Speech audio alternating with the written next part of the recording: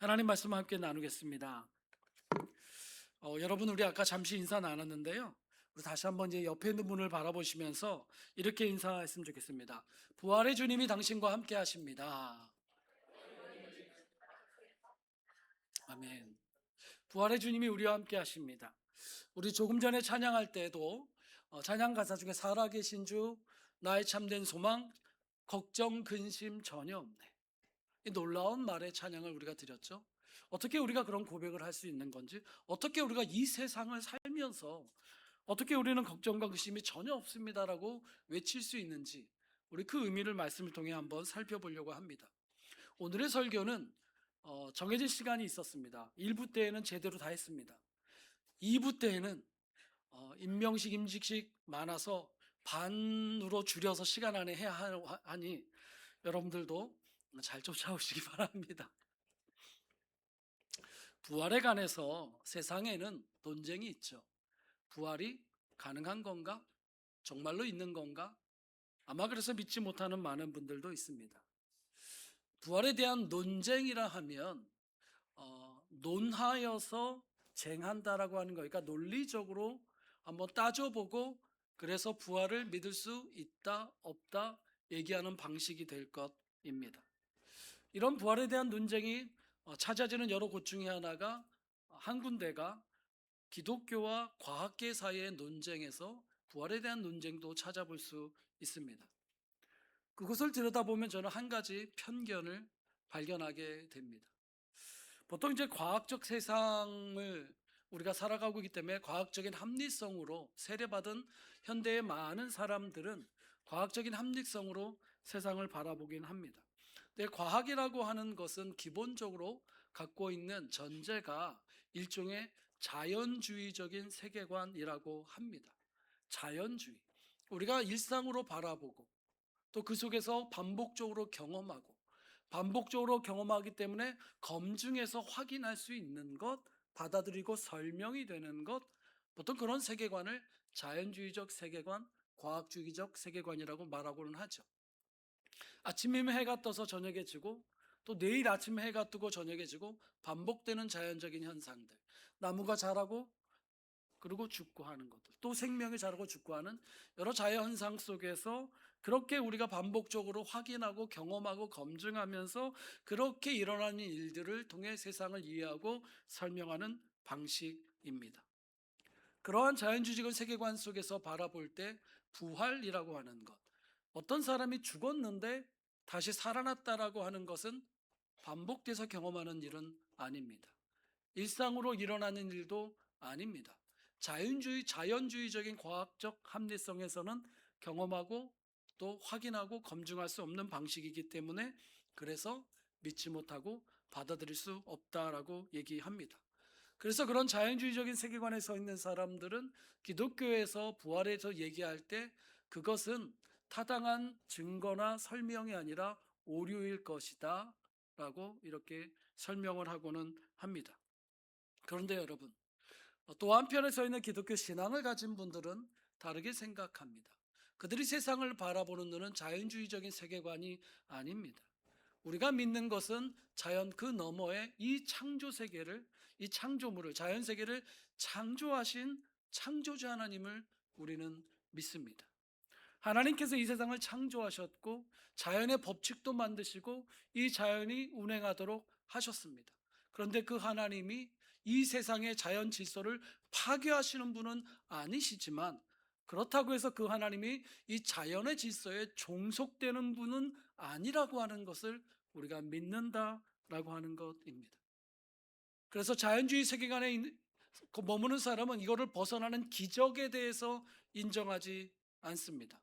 기적에 대해서는 용납하지 않습니다. 하지만 우리는 이 세계를 창조하신 하나님을 믿기 때문에 하나님은 하나님의 때에 따라 필요할 때 이 세계 안에 당신께서 개입하시는 하나님의 역사와 기적을 우리는 분명히 믿는다라고 하는 것입니다. 여하튼 이 논쟁 속에서 자연주의 세계관에 서 있는 사람은 어쨌든 그 부활을 믿지 않는다라고 말을 하고는 합니다. 그런데 여기에 더한 편견이 하나가 치명적인 편견이 있는 것을 발견하게 됩니다. 다시 그 질문으로 돌아가 봅시다. 어떻게 죽은 사람이 살아난다는 말인가? 이거는 경험적으로 확인할 수 없는 이야기 아닌가? 반복적으로 벌어지지 않는다는 건 말인가? 자, 그 질문 자체는 던질 수 있겠는데 그 질문이 생각하는 다시 살아난다라고 하는 그 상태, 어떤 상태로 살아난다라는 것을 되돌아보면 대부분 죽기 전에 그 상태로 다시 살아나는 것을 생각하고는 합니다. 그러니까 죽기 전에 그 상태로 다시 살아나는 것, 그거 불가능하다라고 하는 거죠. 그러니까 그렇게 생각하는 것도 때로는 그리스도인들조차도 그 부활을 죽기 전에 그 상태로 다시 살아나는 것으로 생각하고는 합니다. 근데 여러분, 그거는 성경이 말하는 부활을 의미하지는 않습니다. 여러분, 성경에 예수님께서 마태마가 누가 요한복음에 보면 죽었던 이를 다시 살리셨던 세 번의 놀라운 기적이 있었습니다. 첫 번째는 회당장 야이로라고 하는 아버지의 어린 딸을 살리셨죠. 그 집에 도착해 보니 그 어린 딸은 막 숨을 거둔 상태였습니다. 다 울고 있을 때 주님이 그 누워있는 아이의 방에 들어가서 그 아이를 손을 대시고 달리다고 소녀야 일어나라 하시면서 그 죽었던 아이를 살리셨습니다. 또 한 번에는 나인이라고 하는 성에 갔을 때에 그 성의 한 과부에 하나밖에 없는 아들, 청년 아들이 죽었을 때였습니다. 이제 다 죽은 아들의 장례를 치르고 관에 넣어서 나아가고 있을 때 너무나 슬피 울고 있는 그 어머니를 바라보면서 우리 주님께서 불쌍히 여기셔서 그 죽은 청년을 살리셨습니다. 이것도 살리신 일이죠. 세 번째, 주님이 참 가까이 하던 나사로라고 하는 가정이 있습니다. 그 두 여동생은 마리아와 마르다죠. 그런데 그 오라버니 나사로가 죽었을 때 주님께서 그 죽은 가정 장례식에 찾아오셨죠. 이미 나사로는 죽은 지 나흘이 지났습니다. 그 중동 지역에서 나흘이라고 하는 시간은 이미 그 죽은 시신이 어느 정도 부패가 진행되고 있었겠죠. 그런데 놀랍게도 주님께서 그 나사로를 살리셨습니다. 자, 여러분, 이 세 번의 죽음에서 다시 살린 사건에 대해서 성경은 그것을 부활이라고 말하지는 않습니다. 여러분, 세상이 말하는 부활 논쟁은 앞서 말한 세 가지 경우에 해당할 수 있겠습니다. 누군가 죽었는데 다시 살았을 때 그 전의 상태로 살았던 다시 살아난 정도인 거죠. 죽었던 그 여자아이는 죽기 전에 그 여자아이로, 죽었던 그 청년은 죽기 전에 그 청년으로, 죽었던 나사로는 죽기 전에 그 나사로로 다시 살아난 겁니다. 하지만 그들은 다시 죽었습니다. 다시 살아나서 그들의 삶의 시간을 살고 노년의 시간을 보내고 질병도 얻었겠죠. 그러다 죽고 그 죽은 몸은 이제 다 썩었고 우리가 지금은 찾을 수 없을 겁니다. 다시 살아났지만 다시 사망의 지배 안에 들어갈 수밖에 없었던 그 다시 살아남이었습니다. 그러나 여러분, 오늘 우리가 얘기하는 부활은 그것과 다른 것입니다.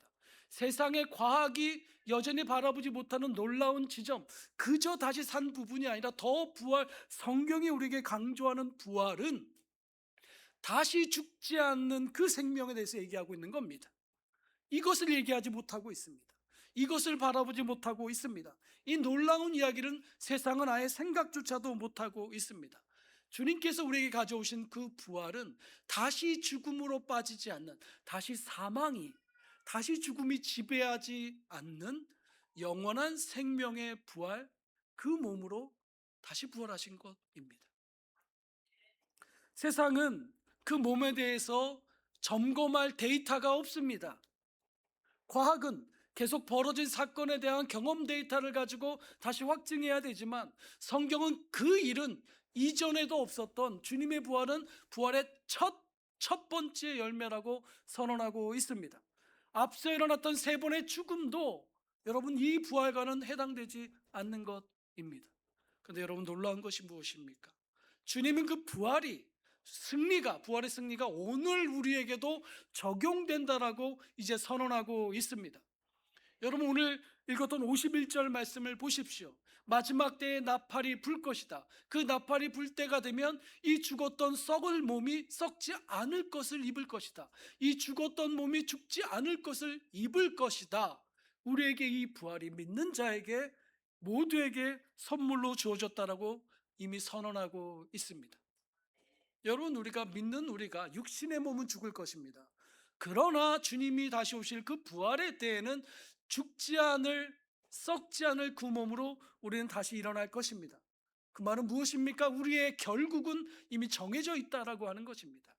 우리의 마지막은 이미 부활 승리로 정해진 삶이라고 하는 것입니다.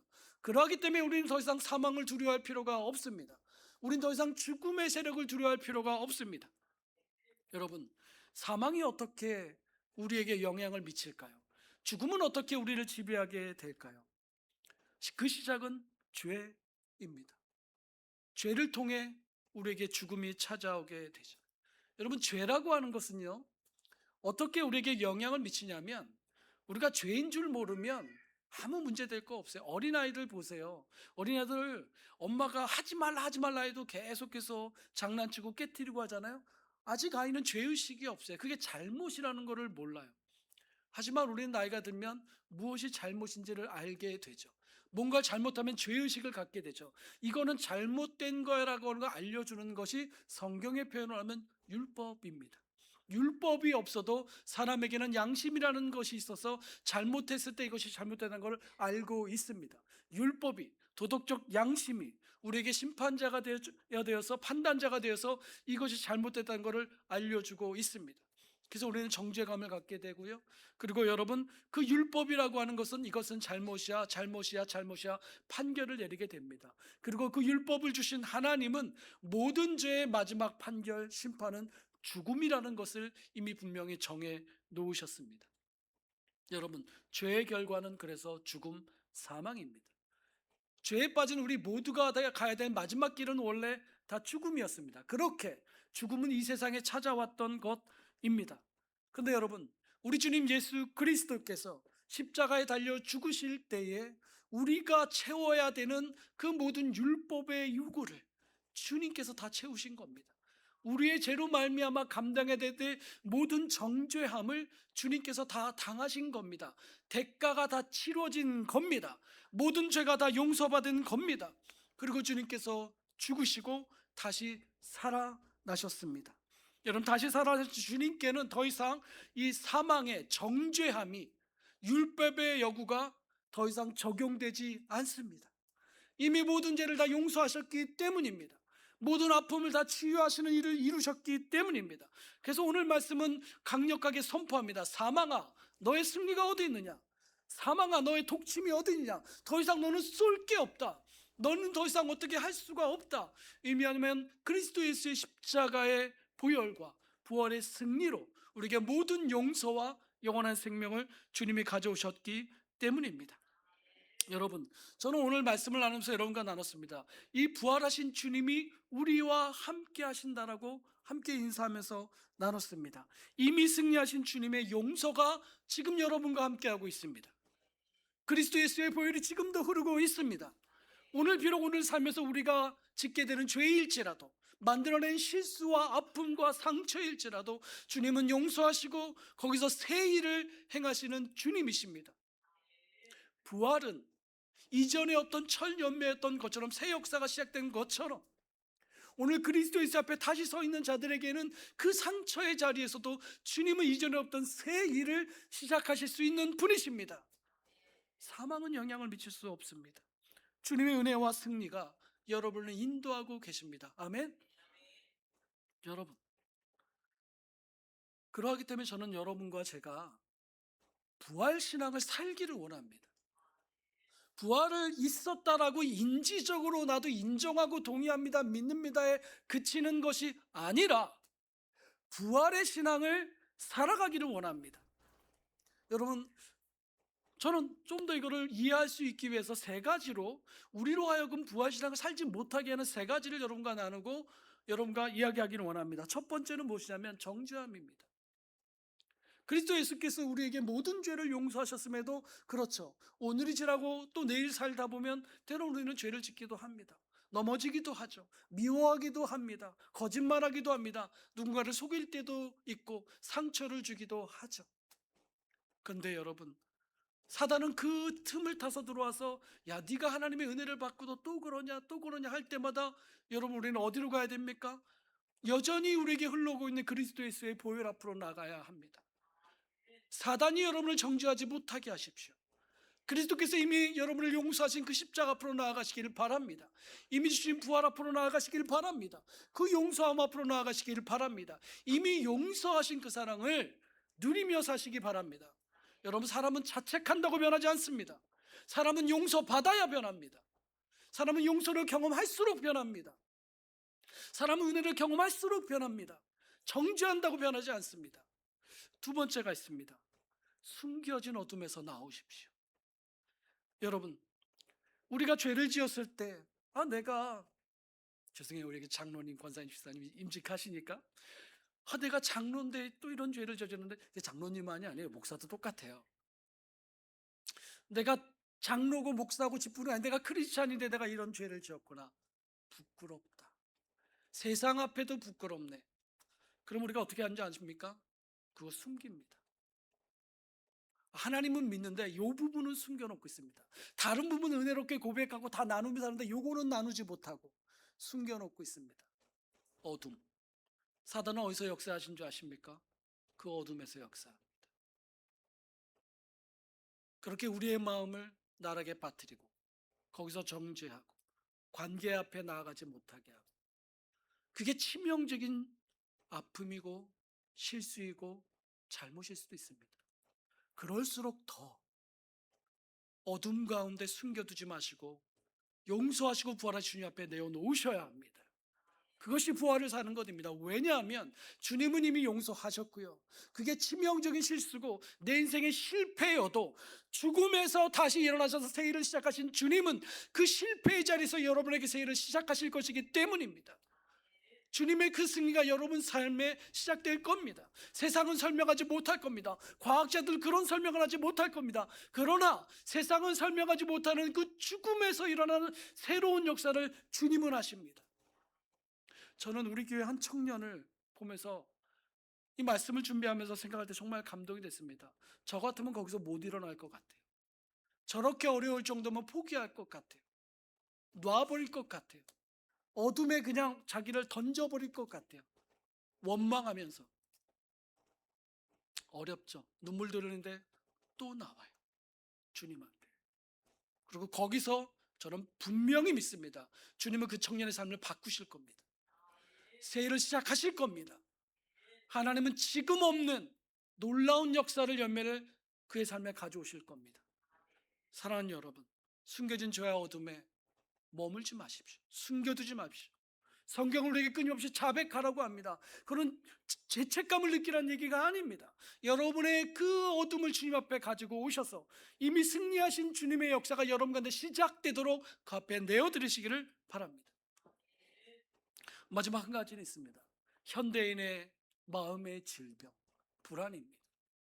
오늘 우리가 살아가는 시대는 불확실성의 시대라고 얘기합니다. 너무나 불확실하기 때문에 사람들이 이 불확실성을 견딜 힘이 없습니다. 그래서 그 질병을, 불확실성을 견디지 못하는 병, intolerance of uncertainty, 이 불확실성에 대해서 intolerance, 받아들이지 못하고 견디지 못하고 이런 불안함이 짙어진 게 현대인의 마음이죠. 그러다 보니까 어떤 이들은 끊임없이 달리기만 합니다. 쉬지 못하고 일만 합니다. 그러면서 쉼이 없습니다. 지난 주 중에 말씀을 준비해서 봤던 한 다큐멘터리의 한 청년, 그런 청년을 보게 됩니다. 서울에 사는 45% 이상의 청년들이 주거지 불안 가운데 살고 있어요. 결혼, 연애, 생각도 다 포기했어요. 그리고 마지막 뭐도 포기했냐? 이 청년은 쉼도 포기했어요. 다큐의 제목은 쉼포 세대예요. 쉼도 포기할 정도, 달려야만 하는 세대. 그 중에 한 청년은 대기업의 보안업체에서 일하다가 일주일에 66시간을 일하는 게 너무 힘들어서 이제 사직하고 나왔는데 어떻게 가야 될지 모르는 거예요. 그러다 어느 순간 이 친구는 자기 스스로를 불안 속에 방 안에 가뒀습니다. 은둔형 고립 청년, 우리나라에 53만 명이 넘습니다. 이 친구는 6개월 동안 방밖에 안 나왔다 그래요. 하루 종일 자다가 저녁 때 전화해서 배달음식 시켜 먹고 또 자는 그런 마음들, 불안함이 우리 시대를 지배하는 사망의 영향력이 아닌가 생각해 보게 됩니다. 젊은이뿐일까요? 노년의 삶을 살다 보면 여러 가지 불안함이 찾아오기도 합니다. 인생의 허무함이 찾아오기도 합니다. 내가 살아온 이유가 무엇일까? 깊은 불안함이 느낄 때도 있습니다. 이 모든 분들을 향해서 다시 한번 선포합니다. 여러분, 여러분의 끝은 허무함이 아닙니다. 여러분의 끝은 불안함으로 해서 끝날 것이 아닙니다. 여러분, 여러분에게는 이미 부활의 승리가 약속되신 분입니다. 여러분, 그러하기 때문에 그 부활의 주님 여러분을 도우실 것이기 때문에 그 주님 앞에 여러분의 정죄함도, 숨겨진 죄악도, 허무함과 불안함도 주님 앞에 가지고 나오시기를 바랍니다. 부활이 여러분의 삶에 역사하도록 여러분을 내어드리기를 바랍니다. 많은 이들이 부활은 주님의 사건이고 나는 여전히 세상의 불안과 세상의 정죄와 내 어둠의 사망의 법칙 안에 그냥 눌려 사는 것을 많이 보게 됩니다. 그것을 인정하지 마십시오. 부활하신 주님을 인정하시기를 바랍니다. 그 주님을 고백하시기를 바랍니다. 그 주 앞에 나아가시기를 바랍니다. 주님이 여러분 안에서 부활의 새 역사를 시작하실 겁니다. 여러분, 초대교회 교인들은 이 고백으로 넘쳐났습니다. 그들은 서로 만났을 때 어떤 인사인지 아십니까? 주님이 우리를 위해 죽으셨어요 라는 인사를 할 법하잖아요. 십자가의 사랑. 그것도 너무 큰데 아니요, 인사는 그게 아니었어요. 그들의 인사는 주님이 부활하셨어요. 이게 그들의 인사였습니다. 고대 문헌에 따르면 초대 그리스도인들의 인사법이 나오는데 그게 그리스도께서 부활하셨습니다가 그들의 인사였습니다. 왜 그렇습니까? 그들이 마주하고 있던 박해의 현장, 불이익당하는 현장, 쉽지 않은 삶의, 녹록하지 않은 삶의 현장, 그러면서 죽어갔던 많은 사람들에 보면 불안하고 허무할 것 같은데 그거를 뛰어넘는 힘이 있었어요. 왜? 이 삶에서도 우리를 끝까지 인도하시고 마지막에 우리에게 가져올 것은 부활의 승리라는 것을 그들이 예수님을 통해 본 겁니다. 예수를 본 거예요. 그분이 그 죽음에서 부활하셨는데 그 몸이 죽지 않는 몸인 거예요. 그분이 더 이상 사망에 지배받지 않는 분이란 걸 그들이 눈으로 본 겁니다. 당연히 그들의 인사는 십자가의 은혜도 너무 크지만 야, 이게 우리가 가야 될 길이구나, 이것이 우리가 약속되는 것을 눈으로 보고 감격한 겁니다. 그래서 그들의 역사는 그리스도께서 부활하셨습니다. 그렇게 그들의 오늘의 시간을 더 이상 세상의 어둠과 정죄함과 사망에 지배받지 않고 그걸 뛰어넘어서 부활 승리의 삶을 날마다 살아간 것입니다. 사랑하는 여러분, 58절 말씀은 우리에게 권면합니다. 내 사랑하는 형제들아, 견고하며 흔들지 말며 오직 주의 일에 더욱 힘쓰는 자들이 되라. 이렇게 말할 수 있는 이유가 무엇입니까? 예, 우리는 여전히 주님 때문에 기뻐 살 수 있습니다. 여전히 주님을 섬기며 살 수 있습니다. 여전히 믿음으로 달려갈 수 있습니다. 내가 부족해도 나는 더 사랑할 수 있고 더 내어줄 수 있고 형제를 용서할 수 있습니다. 여러분, 그렇게 해서 손해보고 끝나는 인생이 아니라 마지막에는 주님이 주시는 그 승리가 지금부터 해서 채워질 것이고 내 안에 새 일을 행하실 것이고 부활의 몸을 우리에게 입히실 것이기 때문입니다. 오늘 우리 임직하여 서시는 분들에게도 동일한 권면의 말씀을 드립니다. 이미 우리에게 승리를 보증하신 부활의 신앙으로 그렇게 하나님 앞에 서시는 여러분들 되시기를 바랍니다. 그저 내가 의례적인 임직, 그거 아닙니다. 한 해의 수고가 아니죠. 허락된 이 부활의 생명을 누리면서 더 많은 생명을, 그리스도의 생명이 교회 안에 세상 향해 세워지기 위해서 그 부활의 신앙으로 먼저 굳건히 서시며 흔들리지 말고 주님을 섬기는 우리 임직자 되시기를 주님의 이름으로 축원합니다. 네. 함께 기도합시다. 여러분, 시간에 함께 잠시 같이 기도합시다.